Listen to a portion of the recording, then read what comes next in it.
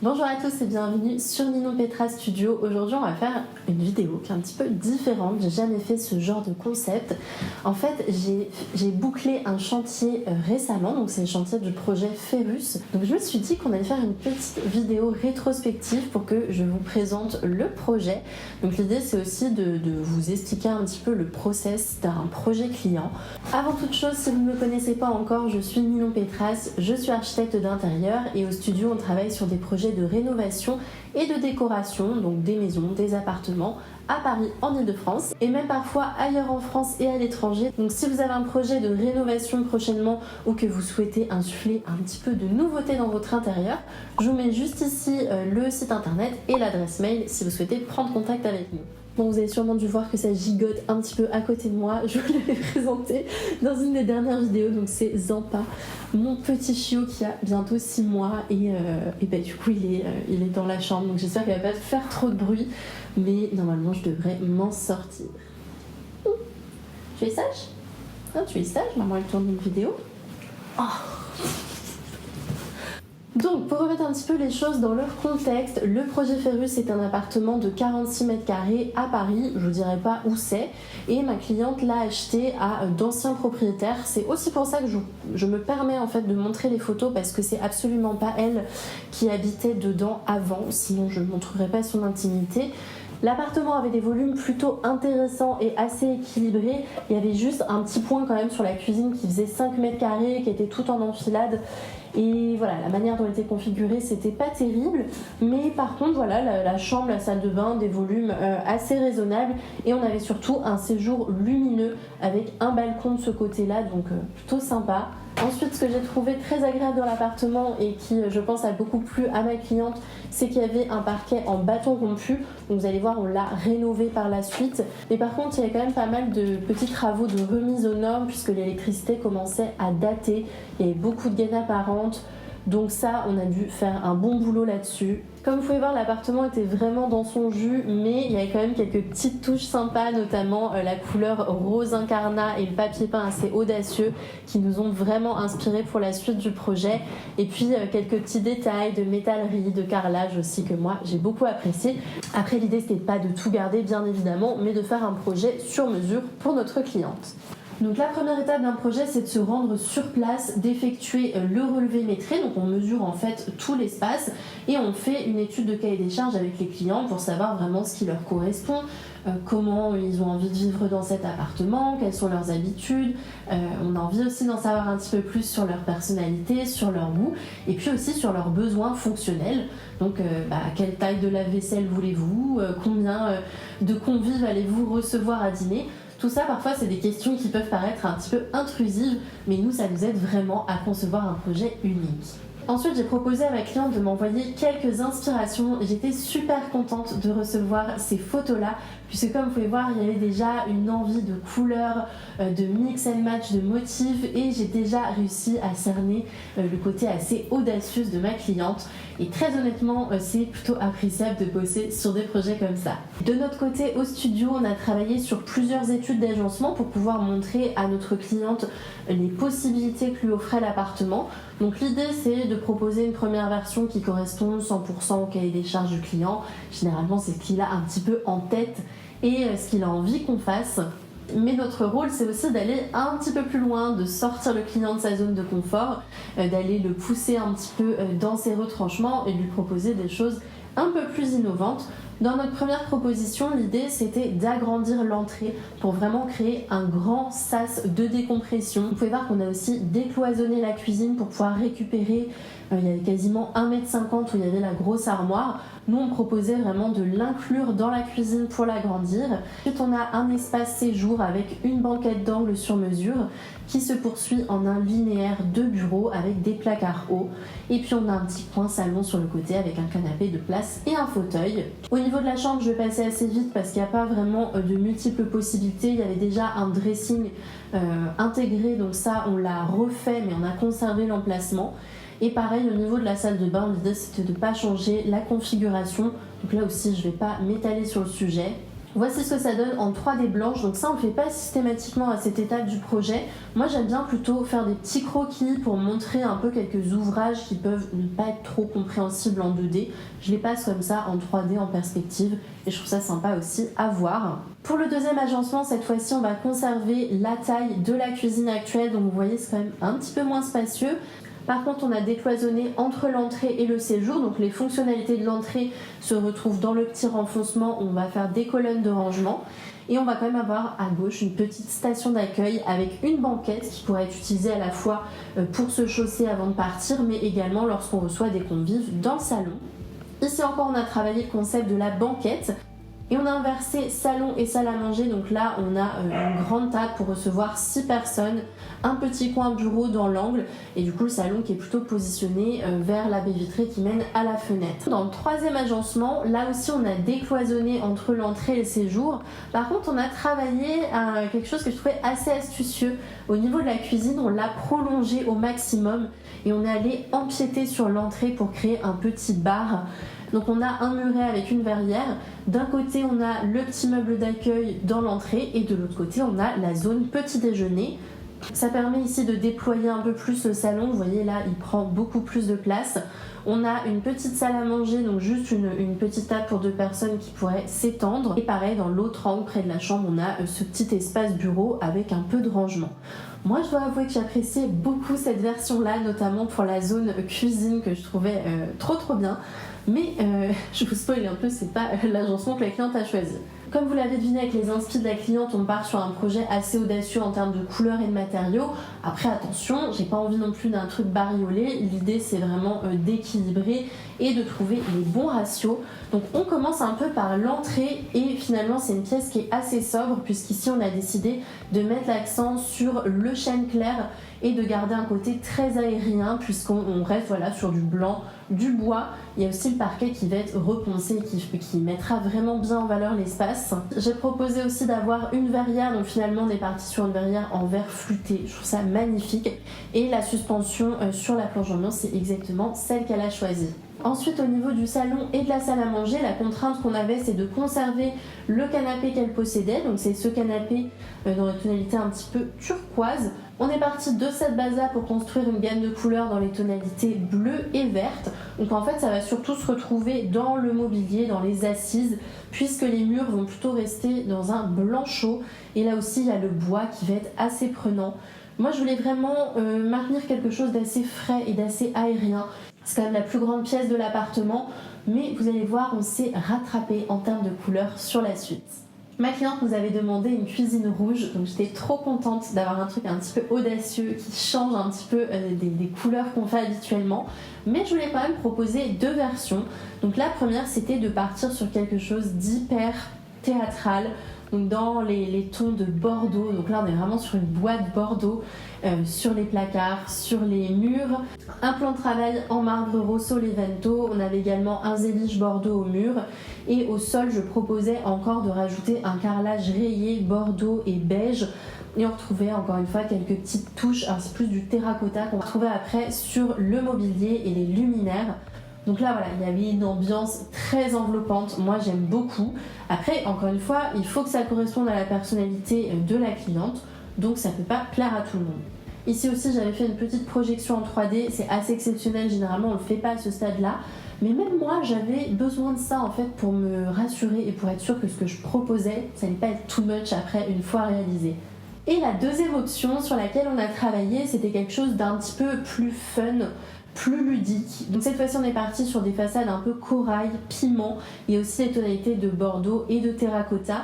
On part ici plutôt sur un zélige rose pâle et j'avais fait 2 options pour le plan de travail, donc soit le Rosso Levento comme dans la première version ou soit un plan de travail en Rojo Alicante. Donc je vous l'ai dit en plus en langue d'origine, donc en gros c'est rouge d'Alicante si j'ai bien compris, mais voilà c'est une espèce de terrazzo dans les tons orangés corail qui est assez original. Et là on a un carrelage en damier au sol, donc vous voyez il y a quand même beaucoup de matériaux, c'est très maximaliste comme ambiance et je vous spoil, c'est ce que la cliente a choisi. Ensuite, on a la chambre. Là aussi, c'est hyper audacieux. Il y a un côté un petit peu savane que j'aime beaucoup dans les couleurs. Donc on va avoir du jaune moutarde, du terracotta. Et l'idée, c'était de créer quelque chose d'assez symétrique avec 2 belles appliques au-dessus de 2 petits totems pour faire des tables de chevet. Et au niveau de la tête de lit, on a ce jeu de carrelage en fait qui va monter en soubassement. Après, on a un papier peint et on a une petite bande. Ce que vous voyez là en terracotta bordeaux, en fait, c'est du carrelage pareil qui va être utilisé en plinthe et en corniche. Et l'idée, c'était d'être un petit peu plus light sur le reste de la pièce qui serait dans des tonalités écrues. Pour la salle de bain, on va pas réinventer la roue. L'idée, c'est de décliner un petit peu ce qu'on a fait dans la chambre. Donc pareil, on a du jaune moutarde. Alors c'est pas vraiment un moutarde, hein. Je dirais plutôt que c'est un ocre, du terracotta, du bordeaux, du laiton, des détails un petit peu cannelés sur le meuble vasque. Donc voilà, on reste vraiment dans cette vibe-là. Et pour les toilettes, comme je vous disais tout à l'heure, en fait, on s'est clairement inspiré de l'existant parce que ça nous faisait hyper mal au cœur de retirer le papier peint qui était là. Mais malheureusement, il était en mauvais état, il y avait plein d'humidité dedans, donc on l'a pas conservé. Par contre, on a réinterprété les toilettes dans un rose quasiment identique. Et j'ai proposé ce papier peint de chez Coordonnées, qui est une marque que j'apprécie beaucoup. Je vous mets un petit zoom dans le papier peint. Regardez-moi ces petits lutins, ils sont adorables. Je vous avoue que quand j'ai proposé ça à la cliente, je me suis dit non mais je vais trop loin. Ça se trouve elle va pas comprendre, elle va être gênée par ma proposition. Et en fait, on était dans le même délire et du coup on a toutes les deux adoré ce papier peint qui, je vous spoil là aussi, est présent dans les WC. Là, je viens de vous présenter la phase d'avant-projet sommaire, donc ce qu'on appelle l'APS, et qui est donc composée des études d'agencement et des planches d'ambiance. Généralement, après ça, on se laisse quelques jours pour réfléchir, on prend des décisions, qu'est-ce qu'on garde, qu'est-ce qu'on annule, qu'est-ce qu'on modifie. Et après, nous, on passe à la prochaine étape qui est l'avant-projet détaillé. Donc APD, c'est le terme un petit peu technique, mais globalement, c'est la modélisation en 3D du projet. Je le fais pas systématiquement sur les projets, je dois avouer que je le fais de moins en moins d'ailleurs, parce que ça a un coût et c'est aussi beaucoup de temps de travail pour nous. Donc parfois, les clients n'ont pas forcément besoin de ça pour se projeter. Après, je trouve quand même que dans des projets où il y a beaucoup de menuiserie sur mesure ou alors quand il y a des choix assez audacieux, c'est bien quand même d'être sûr que la quantité de couleurs, le rapport entre les matières, l'entrée de la lumière, l'encombrement du mobilier, voilà, que tout ça nous convient. Et c'est vrai qu'avec la 3D, on s'en rend beaucoup mieux compte. Globalement, la cliente a beaucoup apprécié les ambiances qu'on lui a proposées. On a retravaillé 2-3 petits détails, mais franchement, on n'a quasiment rien modifié. Et au niveau des agencements, on est clairement parti sur le plan numéro 1.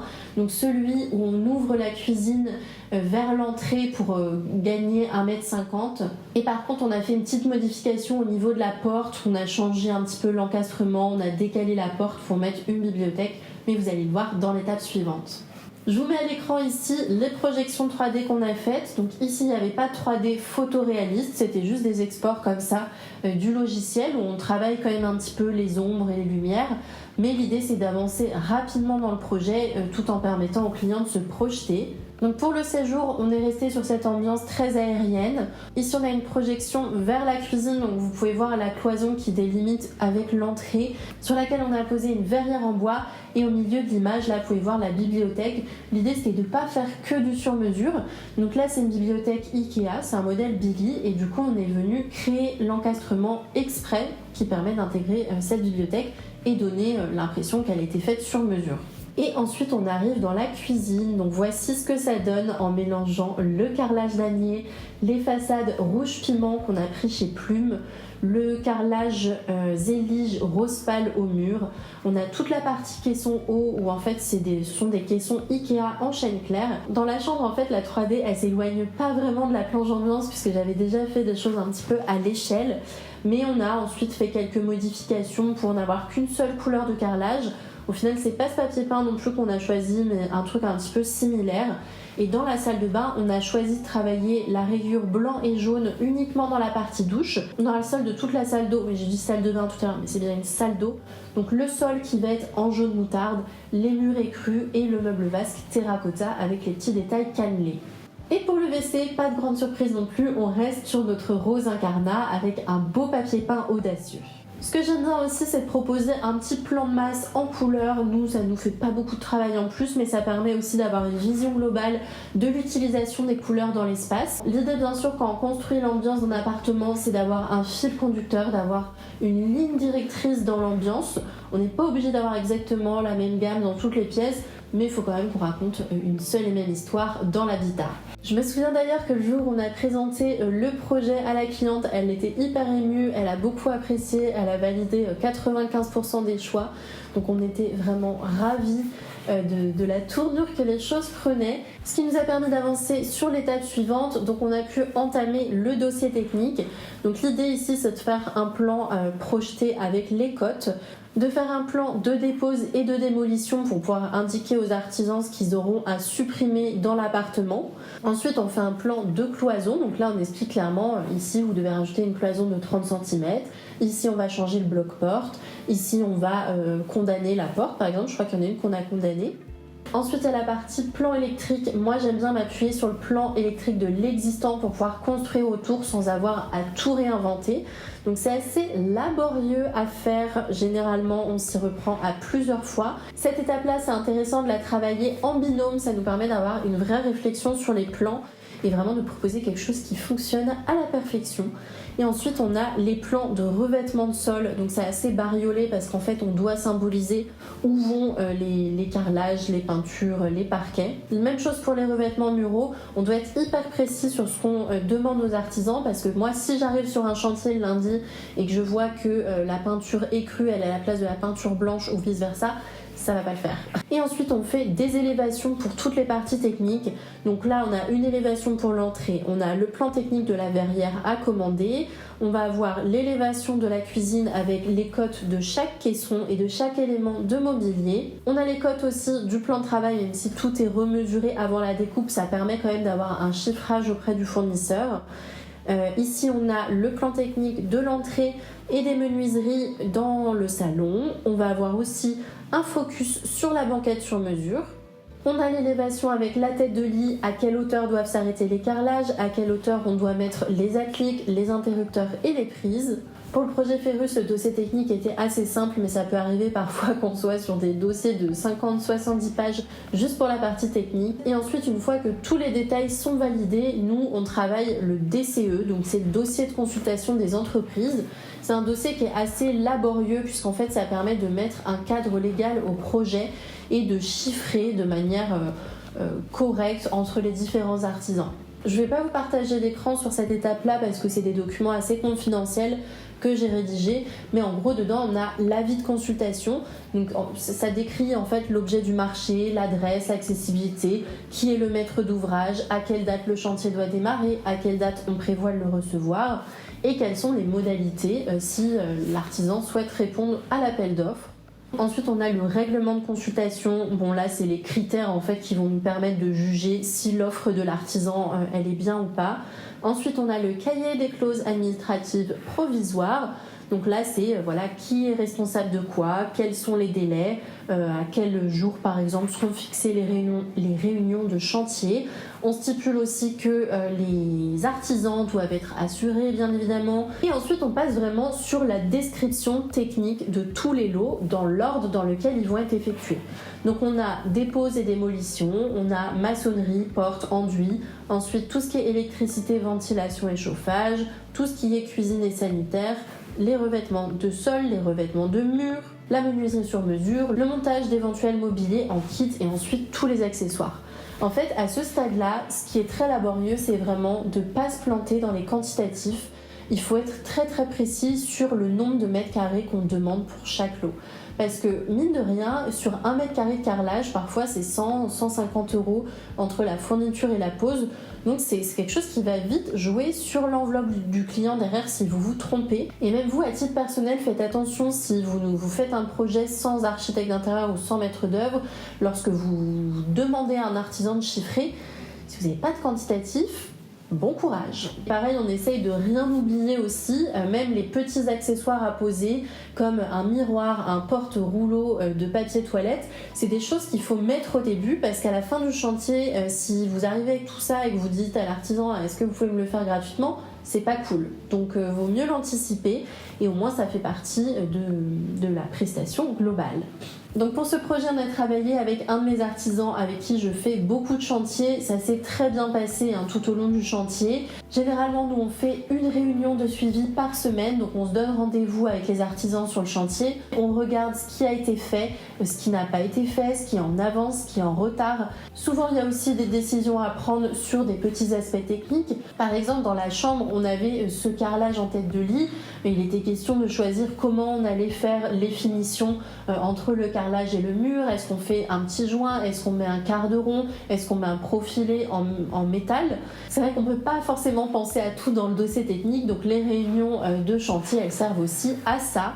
Généralement, au tout début du chantier, je fais aussi les visites avec mes clients chez les fournisseurs, donc carrelage, peinture, papier peint, ça dépend des projets. Mais comme ça, on se met vraiment d'accord sur les qualités de produits qu'on va poser sur le projet.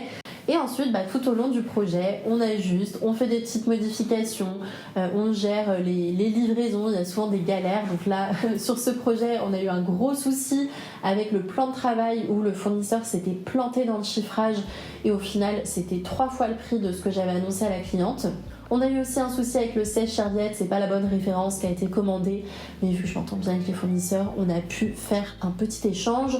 Et pareil pour le papier peint, il y a eu un gros quiproquo, c'est pas la bonne couleur qui a été livrée. Donc voilà, on s'est arrangé là aussi avec le fournisseur. Sachez que c'est aussi mon rôle, moi, quand je suis les chantiers, d'absorber un peu toutes ces petites galères. Donc c'est pas parce que vous vous faites accompagner sur un chantier qu'il n'y aura pas de galère. Mais l'idée, c'est que c'est pas au client de prendre cette charge mentale-là, c'est à la personne qui gère le chantier. Bon, je vais pas vous raconter le chantier semaine par semaine, mais globalement, ça a été hyper rapide sur l'étape de la démolition. Ensuite, on s'est rendu sur place pour tracer toute l'électricité ensemble et faire quelques modifications. Ensuite, ils ont pu construire les cloisons, mettre les portes et commencer rapidement les enduits. Et puis, tout ce qui est cuisine, salle de bain a été posé à peu près en parallèle. On a eu aussi pas mal de délais d'attente pour les façades, il me semble que ça a été un peu long. Mais globalement, c'est un chantier qui a eu lieu en partie avant les vacances d'été et qui a pu être terminé à la rentrée derrière. Normalement, en fin de chantier, on fait un rendez-vous de pré-réception sans le client pour pouvoir s'assurer que tout est correct et que toutes les finitions sont conformes à la qualité qu'on a demandé. Là, la livraison a été faite en 2 temps. On a livré le chantier sans le plan de travail pour que la cliente puisse s'installer. Et ensuite, les artisans sont revenus 1 semaine ou 2 après, il me semble, pour livrer le plan de travail. Et cette fois-ci, on a pu faire la réception finale. Cette semaine, on est donc retourné sur le chantier avec Raven qui travaille avec moi au bureau. Et on a pu faire les photos du projet terminé. Donc c'était hyper sympa de revoir encore cet appartement rénové, surtout qu'on a eu une super lumière. Et je tiens vraiment à remercier notre cliente qui nous a laissé venir chez elle, faire les photos, déplacer un petit peu toutes ces petites choses à elle. C'est pas forcément évident, je dois vous avouer. Parfois, je fais pas de photos après un chantier parce que je me sens pas forcément à l'aise de le demander au client. Moi, c'est vrai que de pouvoir faire les photos du projet, ça me permet derrière de mettre en valeur notre travail, de communiquer dessus et du coup d'aller chercher aussi d'autres clients. C'est pour ça qu'on fait notre métier. Merci beaucoup aux filles qui travaillent avec moi au studio de m'avoir accompagnée sur le projet. Merci à notre super cliente qui a été vraiment exemplaire du début à la fin. Et merci également à la marque Wopilo qui a offert une paire de draps à ma cliente. C'est une jolie marque française de literie avec qui je travaille depuis plusieurs années. Et ils ont offert une paire de draps en satin terracotta à ma cliente qui match parfaitement avec la chambre. Voilà, j'aimerais beaucoup que vous me disiez en commentaire si le projet vous a plu, si c'est un style qui vous parle ou pas forcément, si vous aimeriez voir plus de vidéos dans ce genre-là. Voilà, n'hésitez pas à lancer la discussion en commentaire. En tout cas, moi j'ai pris énormément de plaisir à travailler sur ce projet. Je pense honnêtement que c'est une de mes plus belles réalisations de 2025 et j'ai pris beaucoup de plaisir aussi à vous la filmer cette vidéo. Donc pourquoi pas réitérer ce concept sur de nouveaux projets. Si vous n'êtes pas encore abonné à cette chaîne YouTube, je vous invite à le faire tout de suite et on se retrouve très bientôt pour une nouvelle vidéo. À bientôt!